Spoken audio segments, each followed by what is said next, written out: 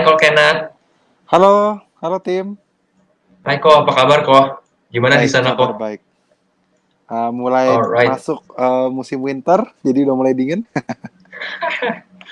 alright Ko, aku mau nanya dong Ko, seputar Yes, penginjilan Koko di Taiwan nih Ko. yes. Aku mau nanya nih Silakan. Ko, gimana sih Koko dulu mulai untuk menginjil gitu, gimana sih Ko? Bagaimana aku mulai menginjil ya? Through trial and error, gitu. Ya. Jadi waktu pertama kali my Hmm, dad kirim kita ke sini, ya, kan dia doain, oh dalam nama Tuhan Yesus ya banyak jiwa akan datang dan bla bla bla ya dan kalian akan hmm, gitu ya. Lalu kemudian tiba-tiba ya pada hari itu saya dapat bayangan karena saya diurapi papa saya didoain maksudnya sama papa saya ya. Maka saya dapat bayangan, wah penginjilan kayaknya bakal kira-kira bayangan saya ya, bakal nanti jiwa-jiwa akan banyak datang ke gereja, tiba-tiba orang hmm, lumpuh datang, orang penuh dengan iblis akan datang dan di situ saya akan doain mereka mengusir iblis gitu ya. Dan tiba-tiba gereja kita kepenuhan atau kayak gimana ya. Tapi ternyata tidak begitu. Bukan itu yang terjadi. Ya, malah gereja kita sebaliknya kita kosong. Selama hmm, berbulan-bulan kita kosong terus, nggak ada hasilnya. Ya, tiap minggu bahkan nggak sampai minggu berbulan-bulan. Selama satu semester sekolah kok, kita cuma datang hmm, berlima doang. Saya, Cistella, Felis, Sam, sama si Philip. hmm, That's it. Nggak dapet jiwa lagi. Udah, that's it. Ya, dan di sana I suddenly realized there's something wrong. Ada sesuatu yang salah nih. Saya harus hmm, berubah gitu. Dan saya sadar ya, waktu Yesus datang dan menginjil, ya, dia tidak minta orang untuk datang ke dia, tapi dia selalu pergi ke orang. hmm, Ya, dan waktu dia mengirim murid-muridnya, dia suruh murid-muridnya pergi, bukan suruh mereka semua datang ke kita. So that's what I did. Itu mulai-mulainya. Saya pergi, saya mulai menginjil. Ya, saya ngomong panjangan dikit, nggak apa-apa kan tim ya? nggak apa-apa Koko. Ya, we have all the time ya, baru 2 menit Ya. nih. Ya, jadi Yesus meminta murid-muridnya untuk pergi dan menginjil, and so that's what I did. Ya, Hmm, saya menginjil orang, ya saya ngomong ke orang. Waktu pertama-tama dimulai selalu gagal, orang ngomong ngatain aku, apa ini orang aneh banget ini ngomongin apa sih, aku nggak ngerti gitu ya. Terus ini hmm, orang coba rubah agamanya aku ya gitu loh, terus menjauh. Dan itu yang terjadi hmm, selama berminggu-minggu sampai akhirnya ya karunia nubuatan saya bekerja untuk pertama kalinya dan saya senang banget gitu. Tapi itu orang masih hmm, belum dapet ya, masih salah, saya belum dapet patternnya. Dan lama-lama karena saya sering banget gitu, lama-lama dapet. hmm. Lama-lama Wow. percentage rate-nya dari 0% naik jadi 20, 30, 40, 50, 80 sampai Hmm, 90, kadang-kadang bahkan 100% saya bisa dapat. Dia yakin banget nih orang wow. bisa dapat karena sering dilatih gitu tim. Hmm, wow. Berarti benar-benar Koko ngalamin trial and error benar-benar banyak banget gitu ya. Banyak sekali Wow. dia latih terus. Iya. I see, I see. So, kok boleh sharing nggak sih kok Yes. melalui experience ini apa sih, apa aja hal-hal yang kok pelajarin gitu loh? Maksudnya do this and do that-nya dan kayak maksudnya gimana bergeraknya gitu loh. Maksudnya kok tadi bilang kan kok juga banyak Hmm. mengalami rejection ya sama orang-orang gitu loh. Jadi Yes, kan yes, banyak experience itu yang kok alamin. Boleh sharing nggak kok apa aja kok yes. pelajarin? Boleh, boleh. Ya, seperti saya pernah khotbah kan ya, saya kayaknya ada di YouTube-nya Nelaka ya. Saya khotbah Hmm, soal cara penginjilan, the power of evangelism ya. Dan salah satu alasan kenapa orang nggak bisa menginjil itu, aku pernah bilang jawabannya karena cara berpikirnya salah. Ya, hmm, ada cara berpikir yang salah. ya, Jadi pertanyaan kamu apa yang saya belajar itu, saya sadar ada banyak cara berpikir yang saya salah. Ada hmm, banyak sekali cara berpikir yang saya salah.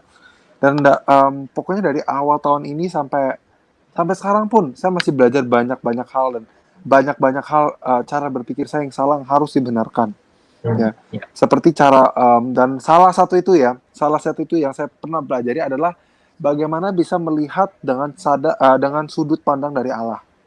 Bagaimana bisa hmm, melihat sama sudut pandangnya seperti Allah. Ya. ya, Nah, kalau kita lihat ya, di Alkitab juga mengatakan hal yang sama. Yesus waktu dia mengirimkan 72 muridnya, ya, dia tidak bilang masuklah ke setiap pintu. Dan kalau orang itu masih nggak terima Tuhan Yesus, paksa terus. Tuhan nggak pernah bilang gitu. Ya. Tapi hmm, Tuhan bilang di mana ada pintu terbuka masuk, ya kan? Ya ya, kan? Di mana ada betul. orang menerima engkau, stay in that house. Hmm, Tetaplah di rumah itu. Itu yang apa Tuhan katakan, ya kan? Jadi dari sana saya belajar Dan saya melatih diri saya sendiri untuk melihat yang mana dari Tuhan, yang mana bukan dari Tuhan. Apa ini dari Tuhan, apa ini bukan dari Tuhan. Saya Hmm. belajar begitu. Dan saya belajar untuk bagaimana masuk ke dalam hadirat Tuhan, nge-flow through God's punya, bisa bisa flow through the Spirit, ya. Hmm. Kayak misalnya tiba-tiba Tuhan waktu lagi menginjilan, Tuhan tiba-tiba nunjuk kamu nginjilin orang di sebelah sana. Saya harus nurut, saya harus nginjilin orang sebelah sana. Jangan sampai saya Hmm. maunya nginjilin orang sebelah sana. Saya harus nginjilin sana. Karena Roh Kudus menuntun saya ke arahnya ke sana. Pintunya yang Hmm. terbuka sana. Tuh. Waktu saya menuruti tuntunan Roh Kudus, saya mengikuti alirannya. Saya buka pintu yang sana, saya masuk ke sana, ya. Hmm. Maka dari sana akan ada pintu baru yang terbuka. Dan Hmm. lama-lama itu seperti domino gitu, ya. Hmm. Beruntun gitu jatuhnya, Ya. kena semua, gitu ya. Tapi yang kebanyakan saya sadar orang Kristen adalah mereka coba menginjil yang sebelah sana, yang dimana pintu Tuhan tidak Hmm. buka, ya. Ya. Dan waktu pintunya tidak terbuka, mereka bukannya stop, kayak oke, ini bukan dari Tuhan, kita pindah ke sebelah sana. Oh, itu pintu terbuka sana. Enggak. Mereka maksa, saya mau injilin temen ini. Hmm. Saya maunya temen yang ini. Saya maunya ini. Pokoknya saya nggak mau tahu gimana. Yang ini harus diselamatin. Tapi sebenarnya teman Buddhis kamu sebelah sana udah terbuka hatinya. Oh enggak, Hmm. saya nggak mau Tuhan. Itu gampang. Itu saya bisa dapetin. Saya mau yang ini. Tapi sering banget orang Kristen kayak gitu. Mereka Wah. paksa terus Ya. gedor-gedor pintunya. Padahal Tuhan tidak membuka pintu itu. Tuhan Hmm. bukanya di sebelah sana. Kita suka milih-milih gitu. Kayak begitu, Ya. Tim. Wah. So, kok aku juga mau nanya dong, tadi Koko juga bilang Yes. maksudnya gimana Koko bergerak dengan karunia nubuatan ya. Iya. Maksudnya kan it's not a simple thing ya, maksudnya nggak mungkin sekali Koko coba dan langsung berhasil benar-benar 100% benar gitu loh. Maksudnya ada Yes. nggak sih Koko ada gagal dan what you do gitu kok? Iya, saya pernah gagal. Ya, saya pernah gagal many times ya. Hmm. Tapi pertama kita harus belajar dulu tentang the spirit of nubuatan, ya. Dan sama seperti minggu lalu saya pernah khotbahin ya, di 1 Korintus ada tertulis ya, that the spirit searches all things, bahwa roh Tuhan itu mencari segala hal, Hmm. apalagi Ya. rohnya manusia di dalam manusia itu. Ya. Ya. Dan dari situ saya sadar bahwa saya sendiri, kalau rohnya Tuhan itu seeks and searches all things, bahasa Indonesia apa ya? Dia mencari dan menggali segala hal, Yep. gitu ya. Yep. Yep. Dia mencari dan menggali segala hal, benar ya itu katanya ya. Yep. Dan roh Yep. itu ada di dalam saya, dan roh itu mengetahui segala hal. Kenapa saya nggak tanya roh Tuhan, apa ada masalah dengan orang ini? Ini orang kenapa? Gitu. Hmm. Ya. So that's what I did. I start asking God. Ya, I become partners in Christ. Saya menjadi rekan sekerjanya Tuhan, ya, Hmm. rekan kerjanya Roh Kudus dalam penginjilan, ya. Dan saya mulai nanya Tuhan banyak-banyak pertanyaan begitu, ya. Jadi saya ingat pertama kali Roh Kudus ngomong ke saya tuh lucunya tuh di bus, ya. Hmm. Dan saya baru kenalan orang ini di bus stop. Saya naik ke bus, saya duduk sama dia, saya ngobrol sama dia, bla bla bla, basa-basi, hahaha, ya. Kemudian saya nanya ke dia, oh kamu kenapa ke Taiwan? Ya kan dia bilang, oh saya ke Taiwan itu karena saya tuh uh, um, lagi mau kuliah, mau have fun, gitu ya. Hmm. Saya pengen basa-basi aja ke Taiwan gitu. Tiba-tiba roh Tuhan datang ke saya tuh keras banget ngomong ke saya. Enggak, dia bohong. Begitu. Ya. Lalu saya kaget Tuhan ngomong, tapi saya berasa banget tuh suara Tuhan. Saya menghadap Hmm. ke dia, saya melihat ke dia, dan saya ngomong ke dia. Saya ingat banget apa yang saya ngomong. Saya bilang ke dia, enggak, kamu bohong. Kamu datang ke sini karena kamu cari papahnya kamu. Papa kamu tuh orang Taiwan. Makanya kamu datang ke sini. Kamu datang ke Hmm. sini bukan supaya main-main, karena kamu orangnya bukan main-main. A is A, B is B. Itu orangnya, kamu tuh orangnya begitu kuat. Kamu suka sesuatu, kamu mengejarnya mati-matian. Kamu bahkan keluar duit habis-habisan untuk mengejar itu. Dan kamu Hmm. kesini tuh bukan cari, bukan sembarangan, without any tambah arah. Karena kamu orangnya ada tujuan. Saya bilang gitu ke dia.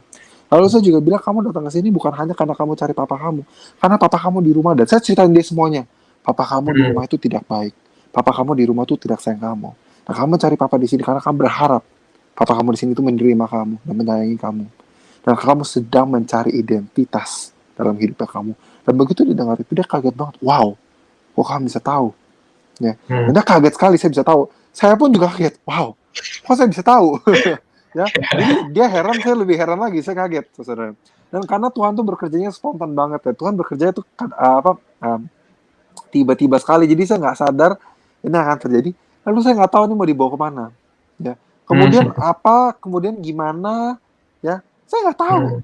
Gitu. Jadi saya mau ngomong, uh, mau ngomong kamu percaya Tuhan ya gimana gitu, nggak masuk, nggak kesampaian ya. Jadi di situ bisa dibilang pertama kali karunia Tuhan tuh bekerja keras sama saya Hmm. ya, karunia nubuatan saya bekerja, namun saya nggak tahu diarahinnya gimana. Jadi bisa dibilang begini ya, in every failure, di setiap kegagalan ada sukses Hmm. ya. Yep. Tergantung bagaimana kita melihat kegagalan itu, tergantung bagaimana kita respon terhadap kegagalan itu, Yeah. gitu ya. Bisa dibilang nubuatan aku pertama kali aku ngomong gitu, itu juga sehabis aku berbicara dengan banyak temanku dan gagal terus, Hmm. ya. Yeah. Bisa dibilang begitu. Lalu lalu habis gagal itu ya, kemudian saya ini pertama kali saya bernubuat dan itu sukses, oke? Okay? Hmm. Tapi dalam kesuksesan itu saya gagal untuk menginjilin dia dan membawa dia menerima Tuhan, Hmm. Yeah. gitu. Tapi that was a very good lesson for me, Hmm. gitu tuh. Wow. Ya. Iya, wow, luar biasa ya.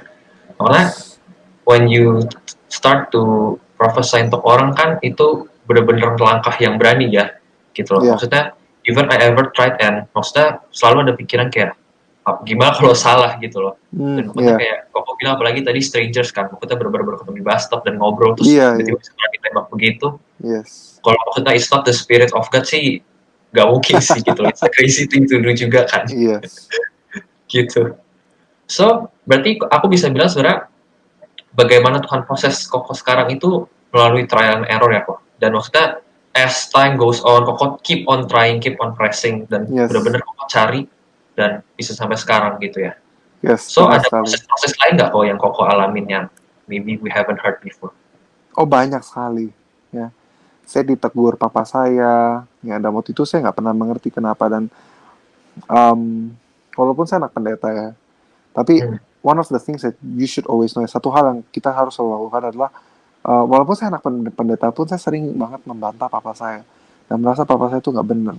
Sekarang more than ever I need my dad. Sekarang lebih daripada dulunya aku butuh sekali bimbingan papa saya. Ya. Pokoknya habis berjalan panjang dan habis saya melakukan itu dengan diri sendiri, saya sadar, wow, ternyata dulu yang diajarin itu bukan basa-basi, memang beneran gitu loh. Kayak apa Hmm. sih, itu adalah kebenaran. Memanglah sebuah kebenaran. Tapi aduh, andai saja waktu saya kecil itu saya lebih nurut ke papa saya. Andai saja segala hal yang papa saya suruh saya lakukan gitu. Begitu loh. Karena dari situ saya melihat gitu loh, bahwa Tuhan itu memang menaruh papa saya di hidupnya saya sebagai papahnya saya. Dia tidak salah menaruh orang dalam hidupnya saya. Yeah. Begitu. Itu salah satu prosesnya, banyak ditegur, banyak ya gitulah, banyak dikoreksi gitu ya. Kemudian juga another thing, ya, one more thing is sacrifice. Ya, Hmm. sacrifice itu adalah bahasa Indonesianya Pengorbanan. pengorbanan, ya, mengorbankan. Ya, there is no love without sacrifice. Gak ada kasih tanpa pengorbanan. Ya, kalau kamu mengasihi Tuhan, pasti kamu mengorbankan sesuatu untuk bisa mengejar Tuhan. Mau itu Hmm. reputasi Anda, mau itu uangnya saya, mau itu boleh jadi uangnya kamu, boleh itu tentang soal pekerjaan kamu, boleh itu tentang pacar kamu, apapun itu. Kalau kamu mencintai Tuhan, you have to let go of something. Hmm. Karena Tuhan memberi kita cuma dua tangan. Dan tangan kita tuh nggak bisa meraba dan memegang segala hal di dunia ini. Kalau engkau memegang hatinya Tuhan, mau memegang visi dan misi Tuhan yang Tuhan taruh dalam hidupnya kita harus melepaskan hal-hal di dunia ini. Yeah. Begitu. Yeah. So the second thing is sacrifice thing. Yeah. So far that's all I can think of ya. Gitu tuh. Yeah. Yeah. Wow. That's deep though tapi. Iya. Yeah. So kok, maksudnya kan aku juga dengar gimana maksudnya Koko dari awal mulai yang tadi Koko bilang gak ada jiwa sama sekali gitu loh. And then your mindset was kayak banyak jiwa yang datang ke Koko, banyak orang sakit yang datang ke gereja gitu loh, instead of us getting out. Dan apa sih yang membuat cara berpikir Koko atau cara pandang Koko itu berubah kok? Is it by your experience atau ada hal-hal lain juga kok? To be honest, ya, sebenarnya cara berpikirnya saya dari dulu itu udah salah, ya. Namun papa saya sebenarnya dari dulu tuh udah khotbahin juga di gereja, ya. Jadi kalau kita sudah di gereja Laka, ya listen closely, ya dengar, simak dengan baik apa yang dikotbahin di gereja. Dan saya sendiri bisa ngomong dengan dari pengalaman saya sendiri. Dan saya ngomong ini bukan karena saya anaknya papa saya, bukan. Karena saya mengalami Tuhan sendiri. Oke. Bahwa segala hal yang papa saya ngomongin itu dari dalam hatinya. Dan itu saya percaya juga, itu juga dari hati Tuhan. Dan Oke. sebenarnya dari dulu papa saya udah ngomongin ini. Tapi saya nggak pernah menyimak. Gitu. Saya nggak pernah mendengar. Ya. Dan karena itu, ya, karena saya nggak pernah menyimak, saya selalu, oh enggak, papa saya nggak benar. Ya, saya mesti lakukan dengan cara saya sendiri. Saya keras kepala, saya kayak batu gitu ya. Dan karena itu, akhirnya saya kena batu ya sendiri gitu. Dan lama-lama saya sadar, oh salah, oh salah, gitu. Ya, and karena juga saya waktu itu juga mulai haus. Saya mulai desperate tuh apa sih bahasa Indonesia? Mulai putus asa. Ya, saya mulai putus asa, saya takut balik ke Taiwan, nggak ada jiwa lagi. Jadi karena itu saya memaksa diri saya untuk bertumbuh, saya memaksa diri saya harus baca kitab, doa, baca banyak buku, ya, dengar khotbah, banyak banget hal-hal kayak gitu. Dan di situ saya bertumbuh berkali-kali lipat, begitu Tip. Di situ saya berubah cara berpikirnya, begitu. Kok aku mau nanya nih, Ya, maksudnya ya. through experiences, through your ups and downs gitu, pernah nggak sih Hmm. Koko kayak mau menyerah gitu, kayak ini udah nggak bisa nih gitu loh, and what did you do to face that kind of stuff gitu? Oh yes, saya pernah. Ya, tapi itu tahun lalu. Ya, karena gereja kita selalu berlima. Bahkan sampai sekarang pun, Ya. actually to be honest, kadang-kadang ada pernah kepikiran kayak begitu. Ya, Hmm. tapi karena aku merasa itu bukan suatu masalah ya buat gereja kita ya, untuk give up ya. Karena Pastef itu sudah selalu melatih kita to never give up. Whatever you do, kayaknya kita sering dengar ya di ketuhanan di gereja kita. Whatever you do, jangan pernah lari dari Tuhan. Ya, Hmm. trouble Ya. can come, masalah bisa datang, kekecewaan bisa datang, sakit hati bisa datang. Tapi apapun itu, jangan pernah lari dari Tuhan. Kita sering dengar itu dari Pastef ya. Ya. Ketuhanan. Nah, kayak Pastef sering Hmm. banget khotbah itu. Wah, itu seperti sebuah a strong lesson. Ya, sebuah Hmm. pelajaran yang di drill kencang banget dalam hati saya, bukan dalam pikiran saya. Dalam hati Hmm. saya tuh di apa sih, kayak ditanam dalam banget. Ya. Jadi waktu Ya. jiwa kita berlima, jiwa kita cuma 5 doang. Ya, cuma 5 doang yang datang ke gereja. Hmm. Saya sempat mikir ke Tuhan, jadi buat apa sih di sini di Taiwan? Kalau gereja kita cuma berlima terus nggak bertumbuh-tumbuh. Buat apa Hmm. saya di sini? Kayaknya ngabisin waktu saya doang. Mendingan saya give up dan saya udah be done with it gitu loh. Selesai aja udah. Kenapa saya nggak give up? Ya. Tapi saya ingat apa yang mama saya ngomong. No, no, Kenneth, no. Siap Tuhan, no. Jangan. Ya. Dan sekarang pun dapat jiwa pun ya. Sampai dapat jiwa Hmm. pun, terus tiba-tiba ada penginjilan tuh nggak gampang. Hmm. Oke, penginjilan tuh nggak gampang, apalagi di follow up-nya. Ya, di Hmm. Serang lebih gampang. Oke, di Serang lebih gampang karena ada komunitas yang sudah bertumbuh dan yang sudah main matang. Di Taiwan komunitasnya baru mulai, ya baru lagi dikukus nih. Ya, jadi di sini tuh tidak gampang ya. Jadi orang Kristen dewasa rohaninya tuh tidak banyak juga. Karena kan Hmm. mereka kan baru bertobat berapa bulan gitu ya. Nggak kayak kalian sudah 20 tahun. Kita baru berapa bulan gitu. Dan in many cases ya udah di ngomongin sekali masih kayak gitu lagi. Kesel kok Kenneth. Kesel gitu loh. Udah diajarin gitu ya. Hmm. Nggak pernah masih kayak gitu, gitu. Kayak kesel Hmm. banget gitu ya. Tapi di situ Koko belajar harus sabar gitu. Hmm. Koko dan Tuhan juga ngajarin Koko nggak boleh give up ke anak-anak ini. Ini adalah anak-anak dan jiwa-jiwa yang Tuhan kasih kepada Koko. Jangan kesel sama mereka. Ya nggak boleh give up on them, nggak. Ya, so one thing that I learned, Koko bukan nggak boleh lagi Tim. Koko nggak bisa give up. Hmm. Okay, Wow. that's one ya. And I think Ya. the second reason ya, in this hardest time dimana Koko merasa mau give up ya. Dulu papa saya pernah kirim saya ke Taiwan, and then you know what he said to me ya, dia bilang begini, Kenneth, di Taiwan you go, ya, you be crazy, ya, you can do whatever, you be free, be crazy, be inventive, be creative, ya, Hmm. and whatever you do just be yourself, dia bilang gitu ya. And dia bilang kalau kamu gagal, if you fail, jangan takut, Papa will always be home waiting for you. Dia bilang gitu ke saya, Hmm. Tim. Ya. Dan dengan Ya. mendengar kata-kata itu saya merasa aman, kayak ada safety net gitu loh di rumah. Jadi saya nggak takut Hmm. gagal, saya nggak takut Hmm. gagal, dan saya Ya. nggak takut kehilangan, nggak takut apa gitu. Dan saya nggak merasa bahwa sebuah kegagalan itu adalah the end of everything, apa sih bahasa Indonesia? Karena satu Akhir hal dari ya, segala. berarti semuanya hancur, berakhir. Hmm. Ya. Berarti itu berakhir gitu loh. Ya, Yep. it just means that I have to restart, ulangin lagi and do it again, Hmm. gitu.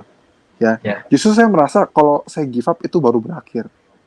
Hmm. Kalau saya menyerah itu Hmm. baru berakhir. Ya. Dan saya Ya. nggak mau itu terjadi, tim, begitu. Ya. Wow. Berarti else then how you grow dalam Tuhan juga, a father figure benar-benar, especially your dad, benar-benar play a big role inside you ya kok. Yes, yes, Wow. Alright, kok last question nih.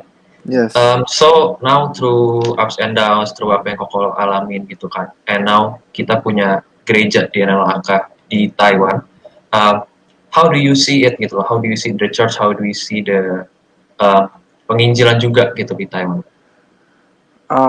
Oke, di gereja, how do I see it ya? Aku merasa bahwa gereja di Taiwan itu masih gereja yang baru lahir, masih gereja yang baru, Hmm. ya. And kita masih adalah sebuah gereja yang butuh dibimbing, alright, ya. Dan di gereja kita masih butuh berjalan dalam karunia Tuhan, masih butuh bertumbuh, begitu ya. Tapi bibit-bibitnya sama seperti gereja yang seperti di Indonesia, ya. Di mana gereja di sini tuh merasa seperti keluarga, merasa Hmm. nyaman, merasa seperti Yeah. di rumah, kayak begitu. That's what I think about gereja di Taiwan gitu, Tim. I see. So, ada nggak sih yang koko plan untuk lakuin ke depan kok? Apa kira-kira gitu? Rencana ya, Tim, ya di depannya, di masa depan. Ada sih gitu ya. Tapi kayak gimana ya? Rencana ke depannya probably I'm still gonna be the pastor ya. Aku sebenarnya nggak pengen sih Hmm. jabatan jadi pastor. Ini pemaksaan gitu. Tapi kalau saya nggak di sini, siapa lagi? Ya, dan saya sayang banget sama gereja saya di sini. Mereka tuh benar-benar kayak keluarga saya. Dan saya Hmm. mengasihi mereka. I love them so much. Saya mengasihi mereka. So in the future, if God place me in this church, ya sudahlah. Tuhan udah suruh ya. Masa saya reject, saya terima aja. Hmm. Kayak gitu ya. Lalu saya juga ada, kita akan mengadakan era di sini rencananya. Ya, Hmm. dan kita akan mengadakan Wow. acara Christmas, yes. Hmm. Ya. Tapi one thing yang kita tidak akan bisa lupakan, satu hal yang I'm gonna train yang di Serang dan di Citra tidak ada, itu adalah street evangelism. Hmm. Street evangelism adalah cara Yesus menginjil. Yaitu bagaimana dia pergi keluar dan dia mencari jiwa. That's what I'm gonna do. Hmm. Saya mau pergi ke Hmm. jalanan. Saya pengen bawa teman baru ke kafe, duduk, beritakan mereka Injil, dan Hmm. bertobat. That's what I'm gonna do in the future. Wow. Alright.